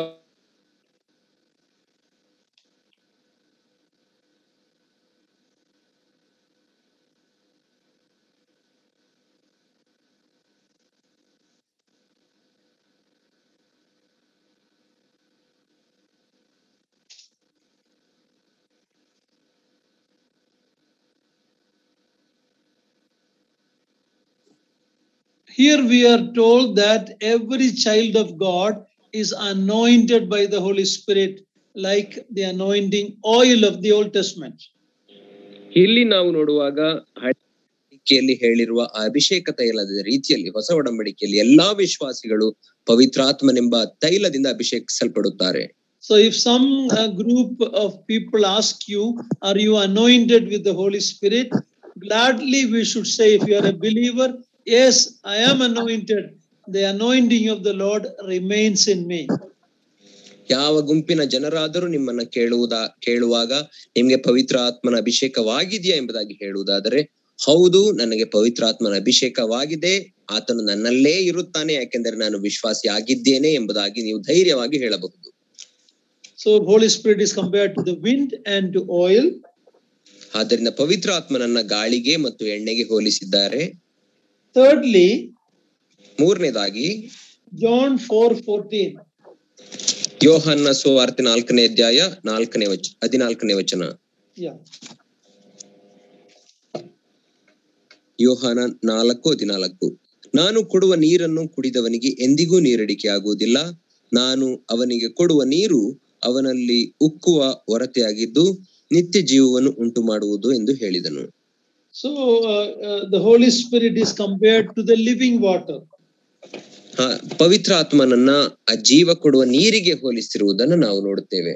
The same thing we saw in John chapter 7 verse 38 and 39. ಇದೇ ವಿಷಯವನ್ನ ನಾವು 7ನೇ ಅಧ್ಯಾಯ ಯೋಹಾನ ಸುವಾರ್ತೆ 7ನೇ ಅಧ್ಯಾಯ 38 ಮತ್ತು 39ನೇ ವಚನದಲ್ಲಿ ನೋಡಿಕೊಂಡೆವು. We have already read that water is the Holy Spirit that they were going to receive. ನಾವೀಗಾಗಲೇ ನೋಡಿಕೊಂಡೆವು, ಅವರಿಗೆ ಬರಲಿಕ್ಕಿದ್ದಂತಹ ದೇವರ ಆತ್ಮನು ಎಂಬುದಾಗಿ ಹೇಳುವಾಗ ಅದು ನೀರಿನ ದೀಕ್ಷಾಸ್ನಾನ ಎಂದರೆ ದೇವರ ಪವಿತ್ರ ಆತ್ಮನ ದೀಕ್ಷಾಸ್ನಾನ. The Holy Spirit is also compared to fire. ಪವಿತ್ರ ಆತ್ಮನನ್ನ ಬೆಂಕಿಗೂ ಕೂಡ ಹೋಲಿಸಿರುವುದನ್ನ ನಾವು ನೋಡುತ್ತೇವೆ. Matthew 3:11 and 12 we read about the baptism of the baptism of fire. ನಾವು ಮತ್ತಾಯನ ಸುವಾರ್ತೆ 3ನೇ ಅಧ್ಯಾಯ 11-12ನೇ ವಚನದಲ್ಲಿ ಬೆಂಕಿಯ ಸ್ನಾನವನ್ನು ನಿಮಗೆ ಮಾಡಿಸುತ್ತೇನೆ ಎಂಬುದಾಗಿ ಹೇಳಿರುವುದನ್ನು ನೋಡುತ್ತೇವೆ. Of course that is not for believers, it is the judgment where the Holy Spirit will also be involved. ಅದು ವಿಶ್ವಾಸಿಗಳಿಗೆ ಆಗುವಂತ ನ್ಯಾಯ ತೀರ್ಪಲ್ಲ, ಬದಲಾಗಿ ಅವಿಶ್ವಾಸಿಗಳಿಗೆ ಆಗುವಂತಹ ನ್ಯಾಯ ತೀರ್ಪಾಗಿದೆ.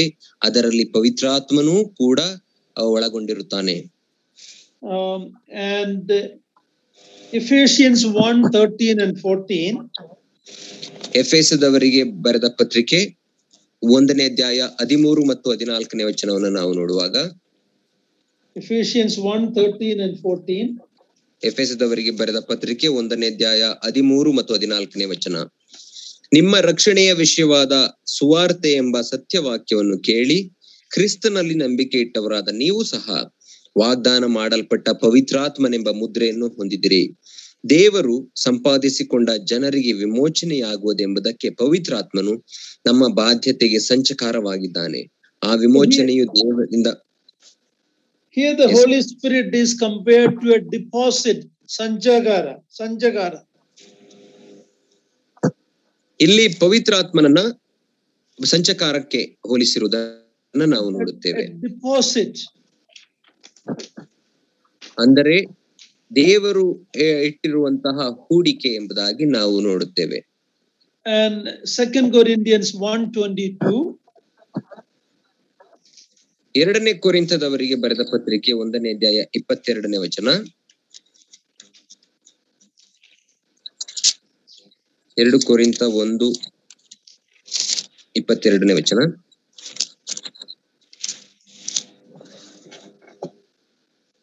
ನಮ್ಮನ್ನು ನಿಮ್ಮೊಂದಿಗೆ ಸ್ಥಿರಪಡಿಸುವನು ದೇವರೇ, ಆತನು ನಮ್ಮ ಮೇಲೆ ಮುದ್ರೆ ಹಾಕಿ ನಮ್ಮ ಹೃದಯಗಳಲ್ಲಿ ಪವಿತ್ರಾತ್ಮನನ್ನು ಸಂಚಕಾರವಾಗಿ ಅನುಗ್ರಹಿಸಿದ್ದಾನೆ. Yeah, here we have both in these two verses we have the deposit and the seal of the Holy Spirit.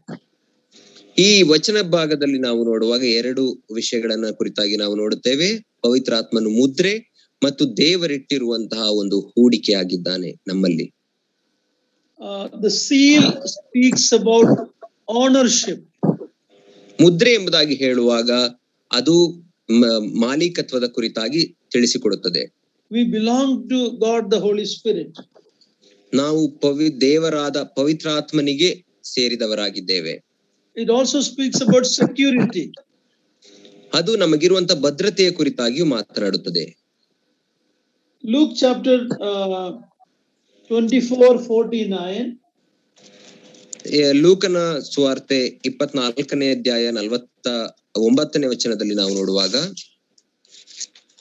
Luke 24:49 ಲೂಕನ ಸುವಾರ್ತೆ 24ನೇ ಅಧ್ಯಾಯ 49ನೇ ವಚನ. ಇಗೋ, ನನ್ನ ತಂದೆಯು ವಾಗ್ದಾನ ಮಾಡಿದ್ದನ್ನು ನಿಮಗೆ ಕಳುಹಿಸಿ ಕೊಡುತ್ತೇನೆ. ದೇವರು ಮೇಲಣ ಲೋಕದಿಂದ ನಿಮಗೆ ಶಕ್ತಿಯನ್ನು ಹೊದಿಸುವ ತನಕ ಈ ಪಟ್ಟಣದಲ್ಲೇ ಕಾದುಕೊಂಡಿರಿ ಎಂದು ಹೇಳಿದನು.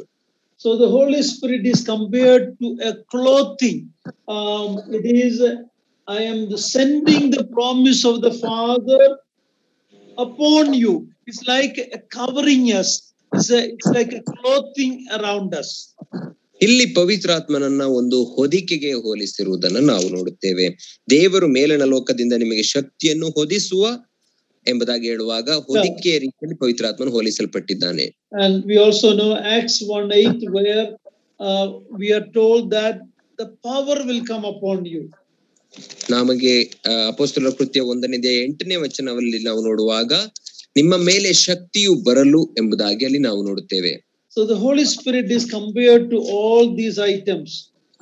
ಆದ್ದರಿಂದ ಪವಿತ್ರಾತ್ಮನನ್ನ ಈ ಎಲ್ಲಾ ಸಂಗತಿಗಳಿಗೆ ಹೋಲಿಸಿರುವುದನ್ನು ನೋಡುತ್ತೇವೆ. Wind, ಗಾಳಿಗೆ, oil, ಎಣ್ಣೆ, living water, ಜೀವಕರವಾದ ನೀರಿಗೆ, fire, ಬೆಂಕಿ, deposit, ದೇವರಿಟ್ಟಿರುವಂತಹ ಹೂಡಿಕೆ, seal, ಸಂಚಕ ಮತ್ತು ಮುದ್ರೆ, clothing. ಹೊದಿಕೆ. John 1:32 to 34. ಯೋಹಾನ 1ನೇ ಅಧ್ಯಾಯ 32ರಿಂದ 34ನೇ ವಚನದಲ್ಲಿ we read that the Holy Spirit came down on Jesus like a dove. ಪವಿತ್ರ ಆತ್ಮನು ಯೇಸು ಕ್ರಿಸ್ತನ ಮೇಲೆ ಪಾರಿವಾಳದ ರೀತಿಯಲ್ಲಿ ಇಳಿದು ಬಂದನು ಎಂದು ಅಲ್ಲಿ ನೋಡುತ್ತೇವೆ. He is compared to dove. ಆತನು ಪಾರಿವಾಳಕ್ಕೆ ಹೋಲಿಸಲ್ಪಟ್ಟಿದ್ದಾನೆ. And in Acts 1:8 he is compared to the power. ಮತ್ತು ಅಪೊಸ್ತಲರ ಕೃತ್ಯ 1ನೇ ಅಧ್ಯಾಯ 8ನೇ ವಚನದಲ್ಲಿ ಒಂದು ಶಕ್ತಿ ಅಥವಾ ಬಲಕ್ಕೆ ಹೋಲಿಸಲ್ಪಟ್ಟಿದ್ದಾನೆ. I want to remind all the dear ones who are listening that we are not just going through a message, we are doing a study about the Holy Spirit. ನನ್ನನ್ನು ಕೇಳಿಸಿಕೊಳ್ಳುತ್ತಿರುವಂತಹ ನಿಮ್ಮೆಲ್ಲರಿಗೂ ನಾನು ಜ್ಞಾಪಕ ಕೊಡಲಿಕ್ಕೆ ಬಯಸುತ್ತೇನೆ ಏನೆಂದರೆ ನಾವು ಯಾವುದೇ ಬೋಧನೆಯನ್ನ ಕೇಳುತ್ತಿಲ್ಲ, ಬದಲಾಗಿ ಪವಿತ್ರಾತ್ಮನ ಕುರಿತಾದಂತಹ ಅಧ್ಯಯನವನ್ನ ಓದುತ್ತಿದ್ದೇವೆ.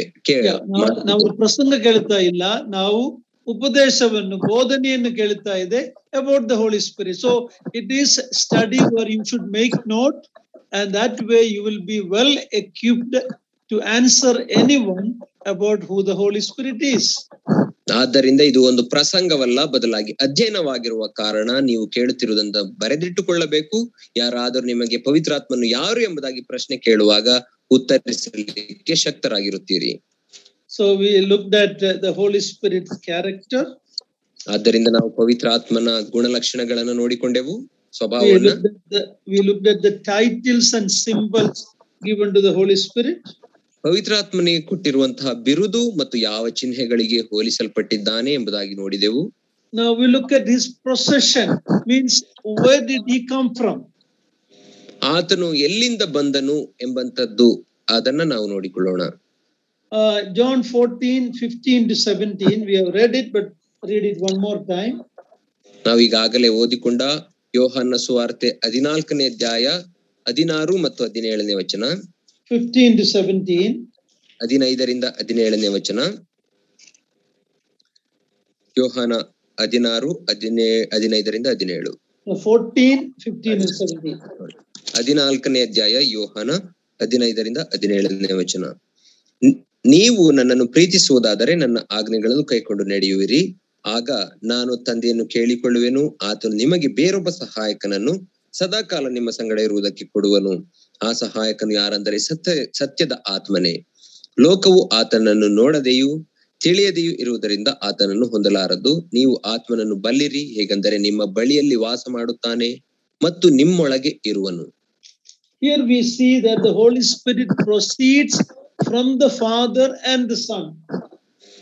ಇಲ್ಲಿ ಪವಿತ್ರ ಆತ್ಮನು ತಂದೆಯಾದ ದೇವರಿಂದ ಮತ್ತು ಮಗನಾದ ದೇವರಿಂದ ಬರುವುದನ್ನು ನಾವು ನೋಡುತ್ತೇವೆ. John 15 verse 26.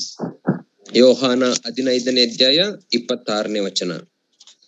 ಆದರೆ ತಂದೆಯ ಬಳಿಯಿಂದ ನಾನು ನಿಮಗೆ ಕಳುಹಿಸಿ ಕೊಡುವ ಸಹಾಯಕನು, ಅಂದರೆ ತಂದೆಯ ಬಳಿಯಿಂದ ಹೊರಡುವ ಸತ್ಯದ ಆತ್ಮನು ಬಂದಾಗ ಆತನು ನನ್ನನ್ನು ಕುರಿತು ಸಾಕ್ಷಿ ಹೇಳುವನು. So ತಂದೆಯ ಬಳಿಯಿಂದ ಹೊರಡುವ, proceeds from the Father. ತಂದೆಯ ಬಳಿಯಿಂದ ಹೊರಡುತ್ತಾನೆ. Chapter 16 verse 7.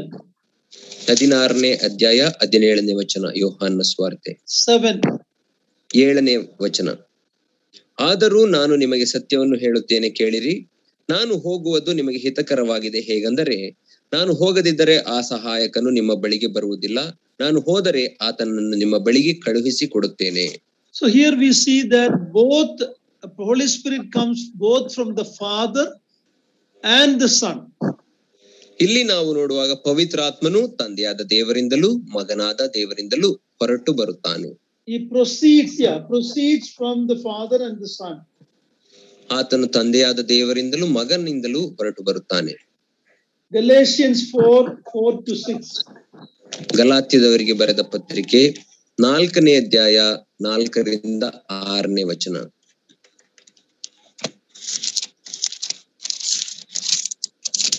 Galatians 4:4 to 6.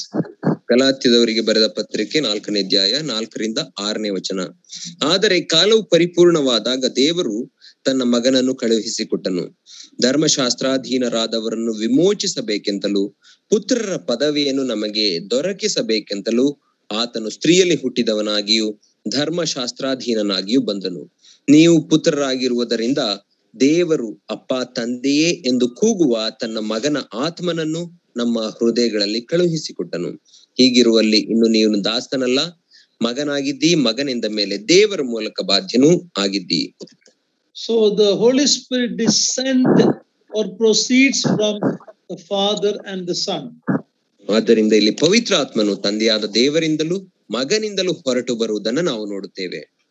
God the Father and Son sent the Holy Spirit into the world on the day of Pentecost for a special task. ತಂದೆಯಾದ ದೇವರು ಮತ್ತು ಮಗನಾಂತ ಯೇಸು ಕ್ರಿಸ್ತನು ಪವಿತ್ರಾತ್ಮನನ್ನ ಆ ಪಂಚಾಶತಮ ದಿನದಂದು ಈ ಲೋಕಕ್ಕೆ ಕಳುಹಿಸಿಕೊಟ್ಟರು, ಒಂದು ಪ್ರಮುಖವಾದ ಕಾರ್ಯವನ್ನ ಮಾಡಲಿಕ್ಕಾಗಿ. Now don't think that the Holy Spirit was not in the world before that. ಇದರ ಅರ್ಥ ಅದಕ್ಕಿಂತ ಮುಂಚೆ ಪವಿತ್ರ ಆತ್ಮನು ಲೋಕದಲ್ಲಿ ಇರಲಿಲ್ಲ ಎಂಬುದಾಗಿ ಅಲ್ಲ. We have already looked at that. He is the God who is present everywhere, omnipresent. ನಾವು ಈಗಾಗಲೇ ನೋಡಿಕೊಂಡೆವು, ಆತನು ಸರ್ವ ವ್ಯಾಪ್ತಿ ಉಳ್ಳಂತಹ ದೇವರು, ಎಲ್ಲಾ ಕಡೆಯಲ್ಲೂ ಇರುವಂತಹ ಆತ್ಮನಾಗಿದ್ದಾನೆ. So when we read that God sent the Holy Spirit, it is for the work of starting the church. ಆದ್ದರಿಂದ ಇಲ್ಲಿ ದೇವರು ಪವಿತ್ರಾತ್ಮನನ್ನು ಕಳುಹಿಸಿಕೊಟ್ಟನು ಎಂಬುದಾಗಿ ಹೇಳುವಾಗ ಅದರ ಅರ್ಥ ಸಭೆ ಎಂಬಂತಹ ಒಂದು ಕಾರ್ಯವನ್ನ ಪ್ರಾರಂಭಿಸುವುದಕ್ಕಾಗಿ ಕಳುಹಿಸಿಕೊಟ್ಟನು. And today he is building up that church. ಇಂದು ಆತನು ಸಭೆಯನ್ನ ಕಟ್ಟುತ್ತಿದ್ದಾನೆ. I think we will stop it today here, and we must thank God for the blessed Holy Spirit, one of the great gift God has given us. He indwells in every believer. You don't need to tarry for the Holy Spirit. He is already there, and we have many things God has done in our life when we got saved with the Holy Spirit. ಆದ್ದರಿಂದ ಪವಿತ್ರಾತ್ಮನನ್ನು ನಮಗೆ ಕೊಟ್ಟಿರುವುದಕ್ಕಾಗಿ ನಾವು ದೇವರಿಗೆ ಸ್ತೋತ್ರ ಸಲ್ಲಿಸಬೇಕು. ಆತನು ಯಾರೋ ಹೇಳುವ ಹಾಗೆ ಆತನಿಗಾಗಿ ನಾವು ಕಾಯ್ದುಕೊಂಡಿರಬಾರದು.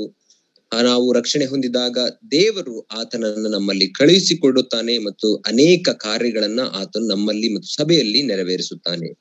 Let us thank God for the Holy Spirit. ಪವಿತ್ರಾತ್ಮನಿಗಾಗಿ ನಾವು ದೇವರಿಗೆ ಸ್ತೋತ್ರ ಸಲ್ಲಿಸೋಣ. There are groups of people who will say the brethren people don't have the Holy Spirit. ಕೆಲವು ಗುಂಪಿನ ಜನರು ಹೇಳುವ ಪ್ರಕಾರ ಸಹೋದರ ಸಭೆಗಳಲ್ಲಿ ಪವಿತ್ರಾತ್ಮನು ಇಲ್ಲ ಎಂಬುದಾಗಿ ಹೇಳುತ್ತಾರೆ. Don't be misled or confused by that. If you are a child of God, you have the Holy Spirit. Actually, Bible says in Romans 8:9, you don't have the Spirit of Christ in you, you don't belong to God. ಆದ್ದರಿಂದ ಅವರು ಹೇಳುವ ಮಾತಿನಿಂದ ಗಲಿಬಿಲಿಗೆ ಒಳಗಾಗಿ ನೀವು ಕಳವಳ ಪಡಬೇಡಿರಿ. ಯಾಕಂದರೆ ರೋಮಾಪುರ 8ನೇ ಅಧ್ಯಾಯ 9ನೇ ವಚನದಲ್ಲಿ ಹೇಳುವ ಪ್ರಕಾರ ನಿಮ್ಮಲ್ಲಿ ದೇವರ ಆತ್ಮನು ಇಲ್ಲದೆ ಹೋದರೆ ನೀವು ದೇವರವರಲ್ಲ ಎಂಬುದಾಗಿ ಹೇಳಲ್ಪಟ್ಟಿದೆ. It cannot be any clearer than that. ಅದಕ್ಕಿಂತ ಇನ್ನೂ ಹೆಚ್ಚಾಗಿ ಸ್ಪಷ್ಟತೆಯಿಂದ ಹೇಳಲಿಕ್ಕೆ ಸಾಧ್ಯವೇ ಇಲ್ಲ. You are a child of God, the blessed Holy Spirit indwells in you. ನೀನು ದೇವರ ಮಗನಾಗಿದ್ದರೆ ಪವಿತ್ರಾತ್ಮನು ನಿನ್ನಲ್ಲಿ ವಾಸ ಮಾಡುತ್ತಾನೆ. Lord willing, we will continue the study about the work of the Holy Spirit in different time, like in the Old Testament, in the New Testament, in the life of Christ, in the future. All that in nutshell we will study in the coming weeks. ದೇವರ ಚಿತ್ತ ಇರುವುದಾದರೆ ನಾವು ಪವಿತ್ರಾತ್ಮನು ಬೇರೆ ಬೇರೆ ಕಾರ್ಯಗಳಲ್ಲಿ ಬೇರೆ ಬೇರೆ ಕಾಲಗಳಲ್ಲಿ ಹೇಗೆ ಕಾರ್ಯ ಮಾಡಿದನು ಎಂಬುದನ್ನು ಮುಂದೆ ನೋಡಿಕೊಳ್ಳೋಣ. ಹಳೆ ಒಡಂಬಡಿಕೆಯಲ್ಲಿ, ಹೊಸ ಒಡಂಬಡಿಕೆಯಲ್ಲಿ ಮತ್ತು ಕ್ರಿಸ್ತನ ಮುಖಾಂತರ ಯಾವ ರೀತಿ ಕಾರ್ಯವನ್ನು ಮಾಡಿದನು ಮತ್ತು ಭವಿಷ್ಯದಲ್ಲಿ ಏನು ಕಾರ್ಯಗಳನ್ನು ಮಾಡುತ್ತಾನೆ ಎಂಬ ವಿಷಯಗಳನ್ನ ಮುಂದಿನ ವಾರದಲ್ಲಿ ನೋಡಿಕೊಳ್ಳೋಣ. I would encourage believers to take notes and study it further to enlarge your understanding. ನಾನು ವಿಶ್ವಾಸಿಗಳಿಗೆ ಪ್ರೋತ್ಸಾಹಿಸುವುದೇನೆಂದರೆ ನೀವು ಈ ವಾಕ್ಯಗಳನ್ನೆಲ್ಲ ಬರೆದುಕೊಂಡು ನೋಟ್ಸ್ ಮಾಡಿಕೊಳ್ಳಿರಿ ಮತ್ತು ದೇವರ ವಾಕ್ಯದ ನಿಮ್ಮ ಜ್ಞಾನವನ್ನ ಇನ್ನೂ ವಿಸ್ತಾರ ಮಾಡಿಕೊಳ್ಳಿರಿ. May God's name be glorified. ದೇವರ ನಾಮಕ್ಕೆ ಮಹಿಮೆ ಉಂಟಾಗಲಿ.